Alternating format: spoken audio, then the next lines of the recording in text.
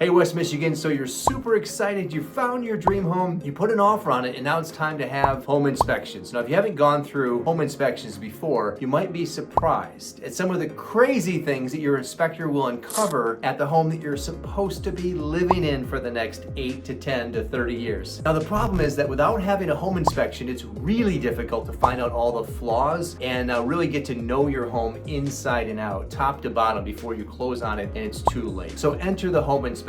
Watch this video. I'm going to share with you what you're going to learn about your home at the home inspection, the good, the bad, and the ugly, as well as some, let's call them crazy things that you may not have ever even heard about. Hi, Kevin Yoder, team leader of Yoder Real Estate, bringing to you valuable information about all things real estate and living and working in the Grand Rapids, Michigan area that you cannot find anywhere else.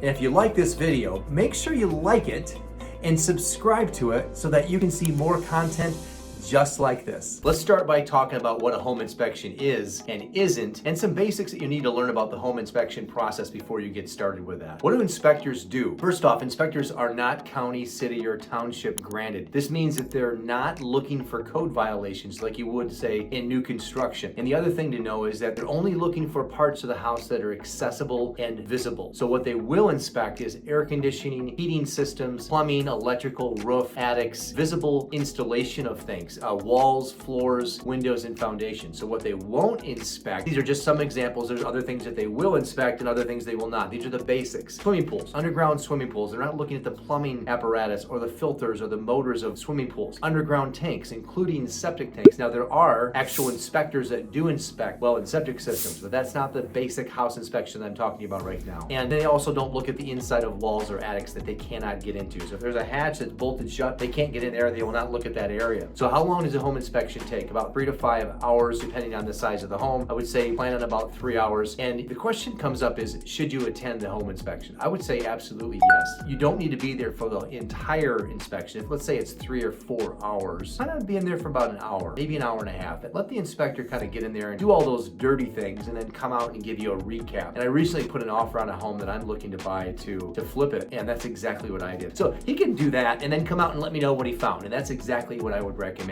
for you. So the intent here, by the way, this is super important. The intent of the inspection is that to let you know about everything, the good, bad, the ugly, and everything in between, so that you're aware. You have complete awareness. You have a list of things that you can then go to work on. If you want to live there for a period of time, just start to knock that list out. You don't need to do it all at once, just throughout the years. But what it's not intended to do is to ask the seller to make it a brand new home. If this home is 10, 20, 30, 40 years old, it's going to have some things each and every time it does. And so what the challenge is that many buyers want to take that list and then have their agent bring it to the seller and say, I need you to fix everything, and basically make the home brand new. I highly recommend sticking to what's called health, safety, and major items. These are the most expensive items, which are the roof, the furnace, the air conditioning, the foundation. And notice I didn't say mold or windows or water heater. The 4-letter word MOLD is often scary. Now at the same time, as scary as that is, 99% of the time it can be completely remedied. And guess what? It doesn't cost as much as a furnace. It doesn't cost as much as central air. It doesn't cost as much as foundation. So those are the majors. Stick to those because you're buying the home for the bones, for the major components. Those are the things that most people get wrong though, is they want to try to take that entire list and make the home brand new. If you want new construction, buy new construction. So the last thing I want to share with you about inspections is that they're not the same thing as an appraisal. People typically get that confused. Inspections are your chance to check out the house top and bottom, and it's about the actual home itself, describes the condition of the home. Whereas an appraisal is the process by which a bank hires an appraiser to come out and determine the home's value.